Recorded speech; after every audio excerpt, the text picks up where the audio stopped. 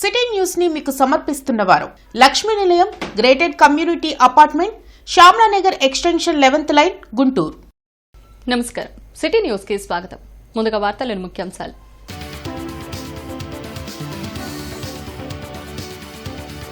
ప్రజా రాజధాని అమరావతి చట్టబద్ధత తీర్మానంకు అసెంబ్లీ ఏకగ్రీవ ఆమోదం.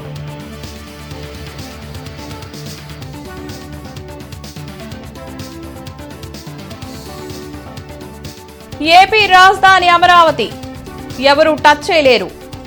వైసీపీ బుద్ధి ఇంకా మారలేదని సీఎం చంద్రబాబు ధ్వజం.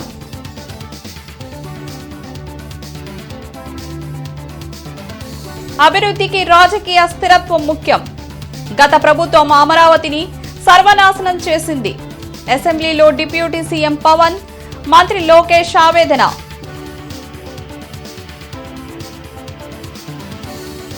గురుకుల సంక్షేమ హాస్టల్స్ ను పరిశీలించిన కలెక్టర్ తమీం అన్సారియా. స్వర్ణాంధ్ర, స్వచ్ఛాంధ్ర లక్ష్యంపై విద్యార్థులకు అవగాహన.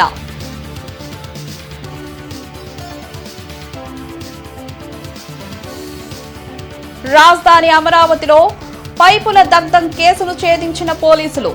సెక్యూరిటీ గార్డే నిందితుడని ఎస్పీ వెల్లడి. ఇంటర్నెట్ చరిత్రలో సంచలనం సిటీ బ్రాడ్బ్యాండ్. ఇప్పుడు ఇంటింటికి ఇంటర్నెట్, సిటీ నుంచి గ్రామం వరకు అదే స్పీడ్. మీరు ఈ రోజే సిటీ బ్రాడ్బ్యాండ్ కుటుంబంలో చేరండి. రాజధాని అమరావతికి చట్టబద్ధత కల్పించాలని కేంద్రాన్ని కోరుతూ అసెంబ్లీలో తీర్మానాన్ని సీఎం చంద్రబాబు ప్రవేశపెట్టారు. రాష్ట్ర సమగ్రాభివృద్ధి కోసం అమరావతిని రాజధానిగా గుర్తిస్తూ స్పష్టమైన స్థిరమైన నిర్ణయంతో ముందుకు సాగడం అత్యవసరమనే అభిప్రాయాన్ని సీఎం చంద్రబాబు వ్యక్తం చేశారు. సెల్ఫ్ ఫైనాన్స్ ప్రాజెక్టుగా అమరావతి నిర్మితమవుతుందని చెప్పారు. రాజధాని అమరావతికి చట్టబద్ధత కల్పించాలని అసెంబ్లీలో తీర్మానం ప్రవేశపెట్టి మాట్లాడారు.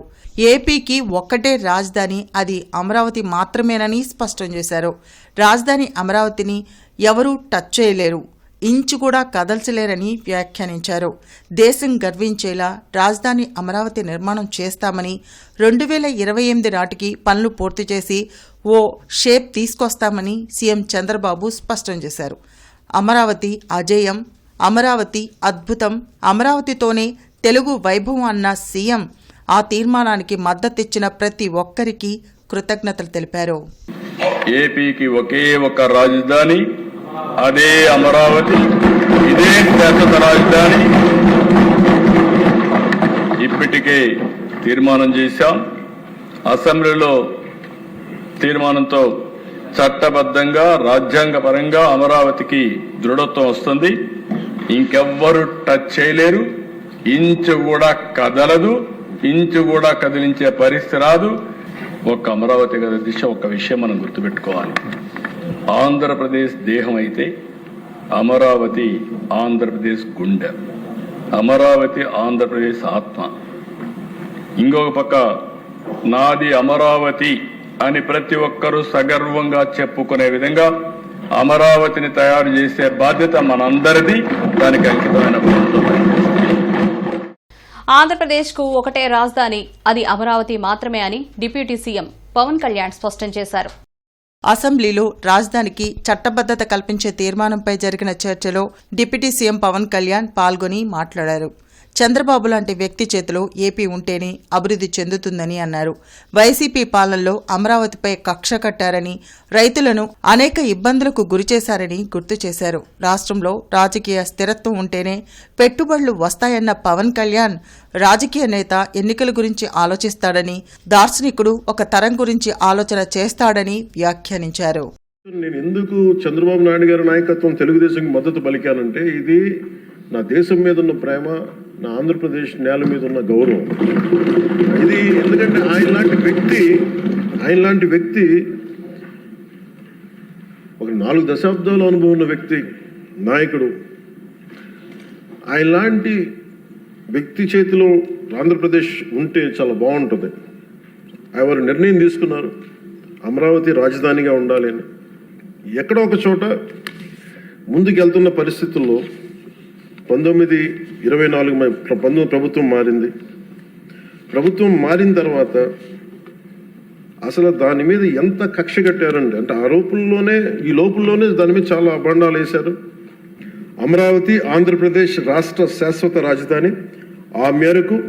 ఈ మేరకు అసెంబ్లీ సాక్షిగా ప్రభుత్వం శ్రీ నారా చంద్రబాబు నాయుడు గారు ప్రవేశపెట్టిన తీర్మానానికి జనసేన పార్టీ తరపున మనస వాచ కర్మణ సంపూర్ణ మద్దతు తెలియజేస్తున్నాం. ఒకే రాష్ట్రం ఒకే రాజధాని, అభివృద్ధి వికేంద్రీకరణే తమ విధానమని అసెంబ్లీలో మంత్రి నారా లోకేష్ చెప్పారు. రాజధాని అమరావతికి చట్టబద్దత కల్పించాలని కేంద్రాన్ని కోరే తీర్మానంపై జరిగిన చర్చలో మంత్రి నారా లోకేష్ మాట్లాడారు. ఎన్నికలకు ముందు అమరావతి రాజధానిగా ఉంటుందని ప్రకటించిన జగన్ అధికారంలోకి వచ్చాక 3 రాజధానులంటూ 3 ముక్కలాట ఆడారని మండిపడ్డారు.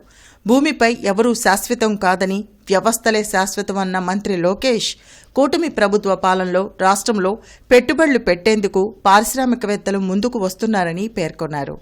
అధ్యక్ష, భారతదేశంలో 100 రూపాయలు పెట్టుబడులు వస్తే 25.3 రూపాయలు ఆంధ్ర రాష్ట్రానికి రోజు వస్తున్నాయి అధ్యక్ష. అది 50 రూపాయలు అయ్యేది అధ్యక్ష. జగన్మోహన్ రెడ్డి అనే వ్యక్తి లెక్కనుంటే 50 రూపాయలు అయ్యేది. ఎందుకంటే అందరూ అడుగుతున్నారు, మమ్మల్ని 50% మంది అడుగుతున్నారు, మీరు గ్యారెంటీ ఇస్తారా మళ్ళీ అలాంటి వ్యక్తి తిరిగి రావడం అధ్యక్ష. అందుకే ఈరోజు చాలా అద్భుతంగా అచ్చెన్నాయుడు గారు చెప్పారు అధ్యక్ష. ప్రజలందరూ ఆలోచించాలి, యువకులందరూ ఆలోచించాలి, జెన్జీ ప్రత్యేకంగా ఆలోచించాలి అధ్యక్ష. ఇది మన భవిష్యత్తుగా దీనిపై మనం తీసిన నిర్ణయం పైన ఆధారపడి ఉంటుంది అధ్యక్ష. ఒక్క అవకాశమైన ఒక ఓటు వేస్తే ఎంత నష్టపోయామో మనందరం చూస్తున్నాం అధ్యక్ష. ఆంధ్ర రాష్ట్రం ఎంత వెనక్కి వెళ్ళిపోయిందో చూడండి, మనందరం చూసాం అధ్యక్ష. ఒక మాట చెప్పాలంటే పక్క రాష్ట్రాలు చూసి అసూయపడుతున్నాం అధ్యక్ష. ఒక హైదరాబాద్, ఒక బెంగళూరు, ఒక చెన్నై ఎంత అద్భుతంగా అభివృద్ధి చెందినాయని నాకు అసూయ ఉంది అధ్యక్ష. ఒక ఆంధ్రుడిగా నాకు అసూయ ఉంది. ఒక కసితో, ఒక పట్టుదలతో మన రాష్ట్రాన్ని అభివృద్ధి చేయాలి, అమరావతిని అద్భుతంగా నిర్మించాలి, అన్ని ప్రాంతాలు ముందరికి తీసుకెళ్లాలి, అభివృద్ధి చేయాలి, పెట్టుబడులు తీసుకురావాలి కసితో మేమందరం ఉన్నాం అధ్యక్ష. అందుకే అధ్యక్ష, గౌరవ ముఖ్యమంత్రి చంద్రబాబు నాయుడు గారు ఒక పక్కన, ఇంకో పక్కన ఉప ముఖ్యమంత్రి పవన్ అన్న గారి నాయకత్వంలో ఈరోజు పెద్ద ఎత్తున పెట్టుబడులు వస్తున్నాయి అధ్యక్ష ఆంధ్ర రాష్ట్రానికి. రాజధాని అమరావతికి చట్టబద్దత కల్పించాలి అంటూ అసెంబ్లీలో ప్రత్యేక సమావేశం జరిగింది. శాసనసభలో తీర్మానం ప్రవేశపెట్టే ముందు స్పీకర్ అయ్యన్న పాత్రుడు తన అభిప్రాయాన్ని వెల్లడించారు. రాష్ట్ర ప్రగతికి ఎదురయ్యే సవాళ్లను శాశ్వతంగా తొలగించే యజ్ఞమిదని చెప్పారు. గత ప్రభుత్వం రాష్ట్ర విధ్వంసానికి కంకణం కట్టుకోవడం దురదృష్టకరమని వ్యాఖ్యానించారు. కనీసం ఈ రోజైనా ఆ 11 మంది వస్తారని భావించానని, తీర్మానంను బలపరిచి చేసిన తప్పులపై పశ్చాత్తాపం చెందుతారని ఆశించినా ఫలితం శూన్యమని అన్నారు. ముక్త కంఠంతో తెలుగు ప్రజలందరికీ రాష్ట్ర అభివృద్ధి పట్ల మనకున్న చిత్తశుద్ధిని, అంకిత భావాన్ని చాటి చెప్పే అవకాశం ఇది. తెలుగు జాతి ప్రగతిని ఎవరు అడ్డుకోలేరు అని ఘంటాపథంగా ప్రకటించారు.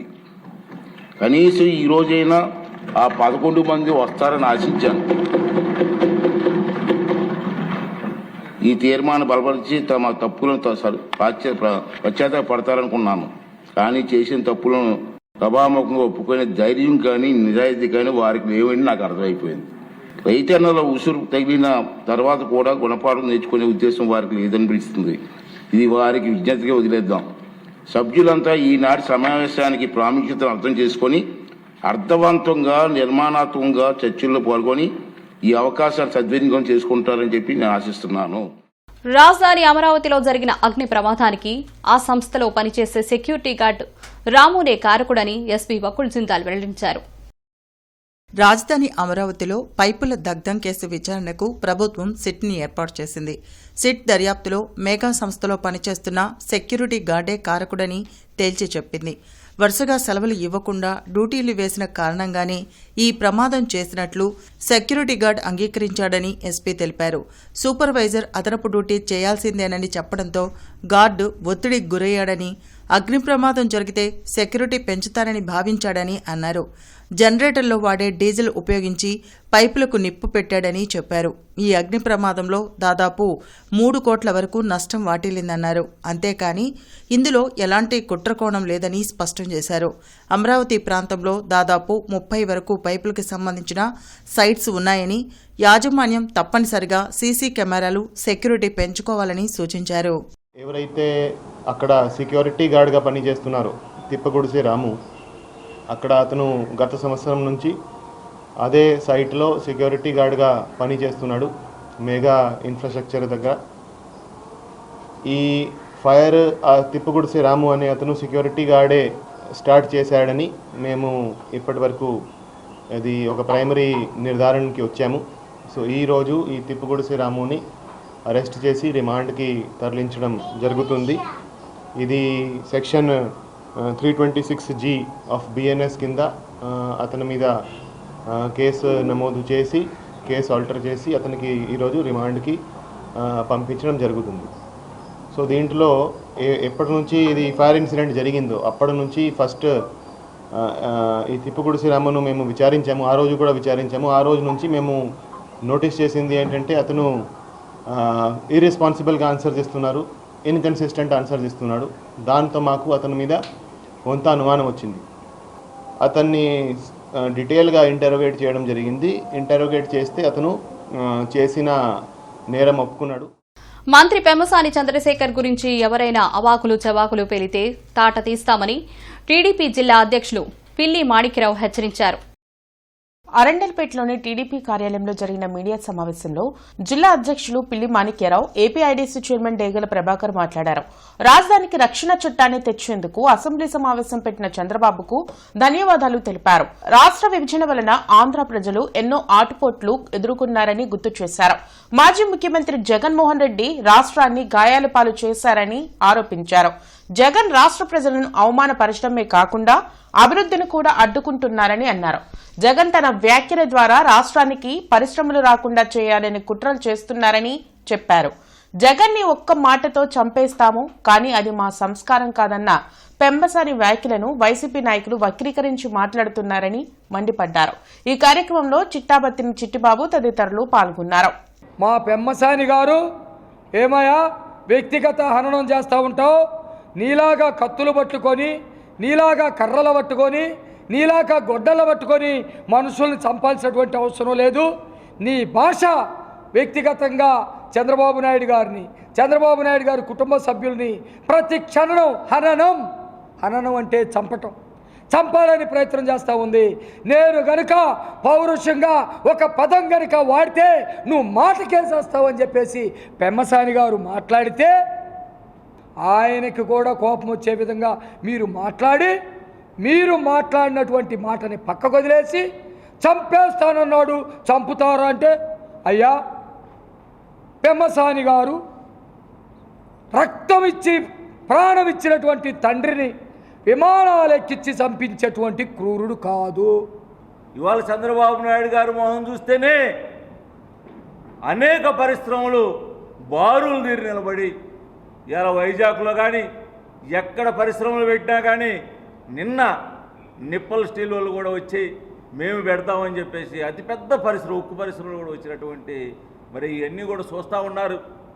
నువ్వు చెప్పినంత మాత్రాన మీ పార్టీ నాయకులు అంబాబు రాంబాబు లాంటి వాళ్ళు మాట్లాడినంత మాత్రాన దేశ భవిష్యత్తు ప్రగతి ప్రతి ఒక్కరు కూడా చూస్తూ ఉన్నారు. ఎవరు ఈ రాష్ట్రానికి అభివృద్ధి చేస్తున్నారు, సంక్షేమం తీసుకొస్తున్నారు, పరిశ్రమలు తెస్తున్నారు అనేది ప్రతి ఒక్కరు కూడా గమనిస్తున్నారు. రాంబాబు గారు ఇప్పుడైనా కానీ మీరు ఒళ్ళు దగ్గర పెట్టుకొని మాట్లాడే విధానం. గిరిజన సంక్షేమ శాఖ వసతి గృహాలను జిల్లా కలెక్టర్ తమీం అన్సారియా పరిశీలించారు. మస్తాన్ దర్గా వెనుక ఉన్న గిరిజన సంక్షేమ శాఖ వసతి గృహాన్ని, ఏటగ్రహారం 13వ లైన్లో ఉన్న గిరిజన సంక్షేమ శాఖ వసతి గృహాన్ని కలెక్టర్ చెక్ చేశారు. వంటగదులను, డార్మిటరీలను తనిఖీ చేశారు. ఆహార పదార్థాల నాణ్యతను పరిశీలించారు.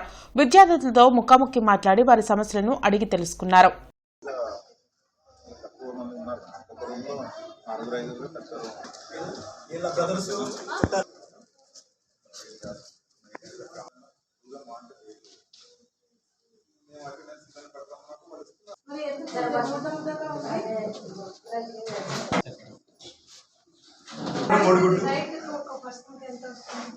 ₹52 వస్తుంది డైలీ మంత్లీ 1000 వస్తుంది.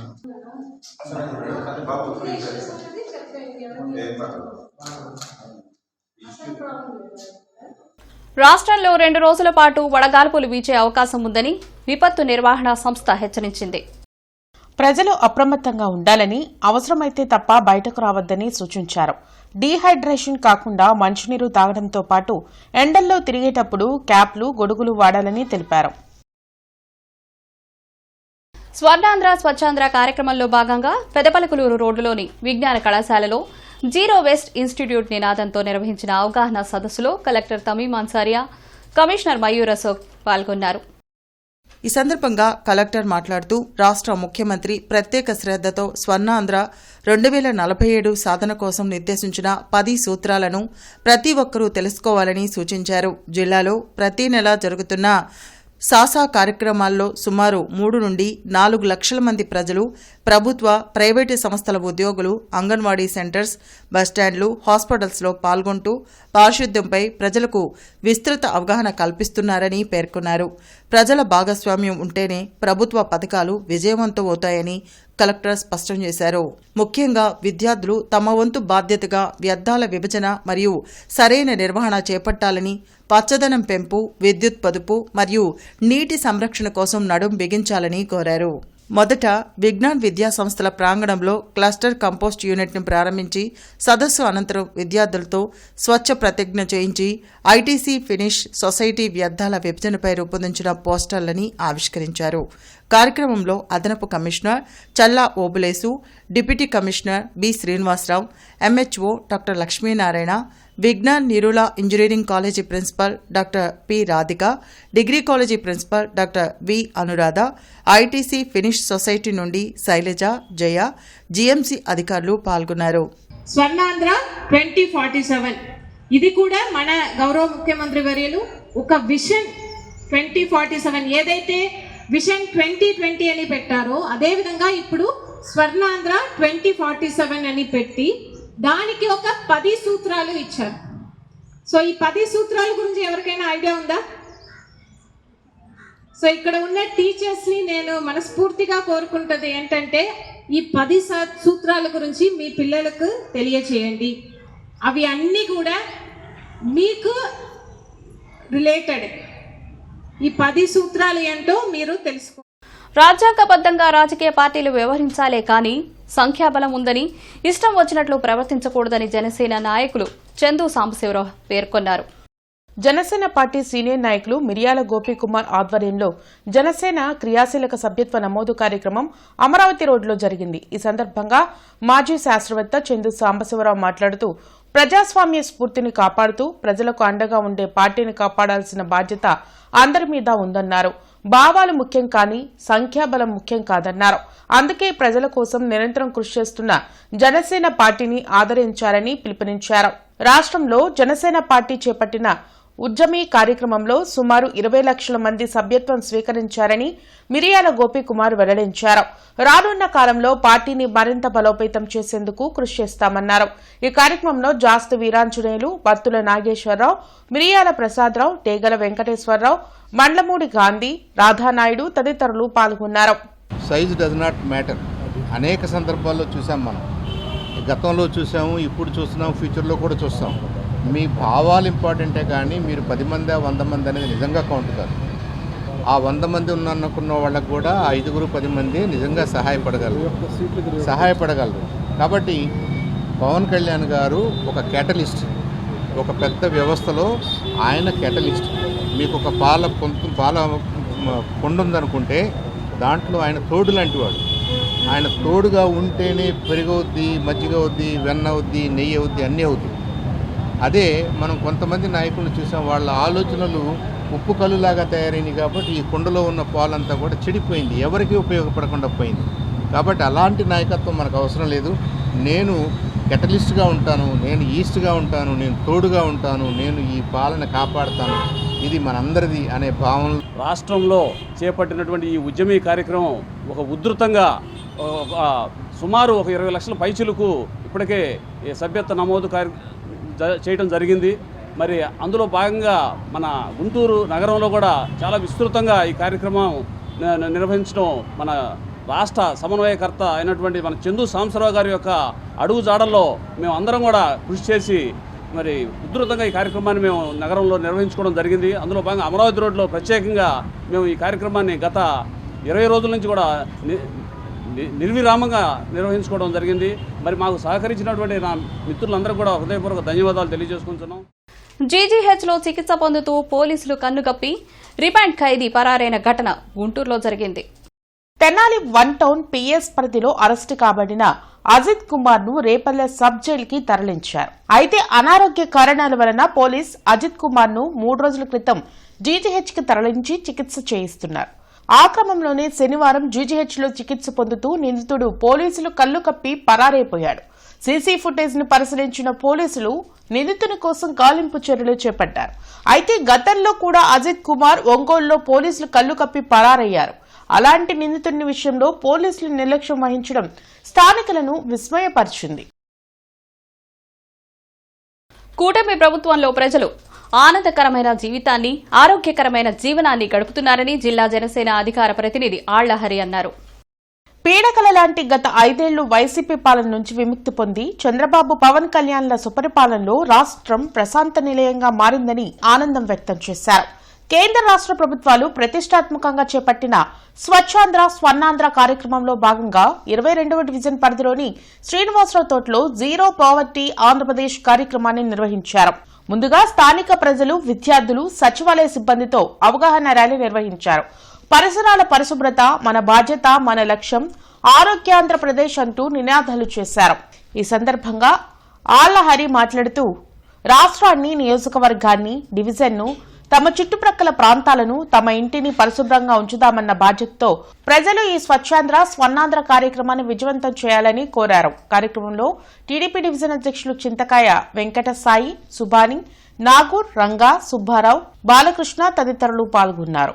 ముఖ్యంగా ప్రతి నెల 3వ శనివారం ఒక ప్రత్యేకమైనటువంటి అంశాన్ని తీసుకొని దాని మీద ప్రజలు అవగాహన కలిగించి రాష్ట్రాన్ని స్వచ్ఛాంధ్రగా స్వర్ణాంధ్రగా తీర్చిదిద్దే క్రమంలో ప్రతి నెల 3వ శనివారం ఇలాంటి కార్యక్రమాలు చేయడం అనేది చాలా సంతోషకరమైన విషయం. ఈ నెల 3వ వారం రంజాన్ వచ్చింది, ముస్లిం సోదరుల పండుగ. కాబట్టి ఈ నెల 4వ శనివారం ఈ రోజున ఈ స్వర్ణాంధ్ర కార్యక్రమాన్ని ఏర్పాటు చేయడం జరిగింది. ఏదైనా సరే రాష్ట్ర ప్రభుత్వం కానీ కేంద్ర ప్రభుత్వం కానీ ఏదైనా ఒక నిర్ణయం తీసుకున్నప్పుడు, ఒక పని అప్పచెప్పినప్పుడు అది విజయవంతం అవ్వాలంటే, ఆ లక్ష్యం కనుక పూర్తి అవ్వాలంటే ప్రజల సహకారం అవసరం. ముఖ్యంగా ప్రజల భాగస్వామ్యం లేకుండా ఏ పని కూడా కాదు. కాబట్టి ప్రజలందరూ కూడా ఏదైతే మనకి స్వర్ణాంధ్ర స్వచ్ఛాంధ్ర కార్యక్రమాన్ని ఏర్పాటు చేసిందో దాని లక్ష్యంలో భాగంగా ప్రతి ఒక్కళ్ళు కూడా ఇంటి నుంచే మన శుభ్రత బాగుండాలి. ఇంటిలో చెత్తని చాలా జాగ్రత్తగా 4 విభాగాలుగా చేసుకొని బడిఈడు కలిగిన పిల్లలందరినీ బడిలో చేర్పించాలని నినాదంతో ఈరోజు తుళ్లూరు మండలం రాయపూడి గ్రామంలో మెయిన్ ప్రాథమిక పాఠశాలలో జిల్లా విద్యాశాఖ అధికారి డాక్టర్ షేక్ సలీం బాషా బడిబాట కార్యక్రమంకు శ్రీకారం చుట్టారు. జిల్లాలోని అన్ని మండలాల్లో బడిబాట కార్యక్రమాన్ని మండల విద్యాశాఖ అధికారులు అందరూ సమష్టిగా కృషి చేసి విద్యార్థుల నమోదులో గుంటూరు జిల్లా ఆంధ్రప్రదేశ్లో ముందుండే విధంగా కృషి చేయాలని ఆయన అన్నారు. దళిత క్రైస్తవులకు ఎస్సీ హోదా విషయంలో సుప్రీంకోర్టు ఇచ్చిన తీర్పుకు నిరసనగా వీసీకే పార్టీ ఆధ్వర్యంలో దళిత సంఘాల నాయకులు ఆందోళన వ్యక్తం చేశారు.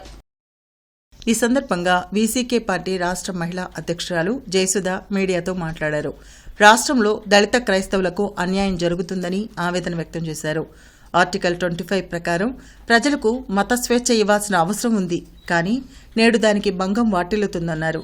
వెంటనే దళిత క్రైస్తవులకు ఎస్సీ హోదా కల్పించాలని డిమాండ్ చేశారు. ఈ కార్యక్రమంలో వాసు, సలీమా, మద్దు ప్రేమజ్యోతిబాబు, మంగాదేవి, కోరపాటి కృష్ణ, ఉగ్గం సాంబశివరావు తదితరులు పాల్గొన్నారు. ప్రాథమిక హక్కులకు భంగం కలగకుండా ప్రతి పౌరుడికి మత స్వేచ్ఛ ఉండాలి అనేది ఆర్టికల్ 15లో, ఆర్టికల్ 25లో చెప్పిన విధంగా ఈరోజు మరి తీర్పు దానికి వ్యతిరేకంగా రావటం మేము అందరం దీన్ని నిరసిస్తున్నాం, తీవ్రంగా ఖండిస్తున్నాం. ప్రతి ఒక్క క్రైస్తవులుగా ఉన్నవారు ఆల్రెడీ ఎస్సీలుగా ఉంటూ కొంతమంది క్రైస్తవులుగా చర్చిలకు వెళ్తున్నవారు దీని విషయంలో అందరూ చాలా బాధపడటం జరుగుతుంది. దాదాపు 85% అగ్రకులాల వాళ్లే ఉన్నందున వారికి ఈ యొక్క ఎస్సీల యొక్క బాధలు వారికి తెలియదు గనక ఆ తీర్పు ఆ విధంగా ఇవ్వటం జరిగిందని మేము అనుకుంటున్నాం. ఇంటర్నెట్ చరిత్రలో సంచలనం సిటీ బ్రాడ్బ్యాండ్. ఇప్పుడు ఇంటింటికి ఇంటర్నెట్, సిటీ నుంచి గ్రామం వరకు అదే స్పీడ్. మీరు ఈ రోజే సిటీ బ్రాడ్బ్యాండ్ కుటుంబంలో చేరండి. కొత్తపేటలోని నారాయణ స్కూల్లోని విద్యార్థినులకు గ్రాడ్యుయేషన్ డే ఘనంగా నిర్వహించారు. ఈ సందర్భంగా పాఠశాల నిర్వాహక బృందం సర్టిఫికెట్లు అందించి అభినందనలు తెలియజేశారు. అనంతరం ఏజీఎం విజయబాబు మాట్లాడుతూ భవిష్యత్కు కావాల్సిన క్రమశిక్షణను చిన్నప్పటి నుంచి అలవాటు చేయడం వలన ఉన్నత స్థాయిలో ఉంటారని అన్నారు.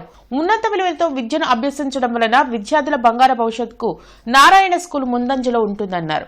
స్కూల్ అధ్యాపక బృందం ఒక్క చదువే కాకుండా ఆటపాటలతో పాటు ప్రతి విద్యార్థిపై ప్రత్యేక శ్రద్ధ వహిస్తూ ఉంటారని అన్నారు.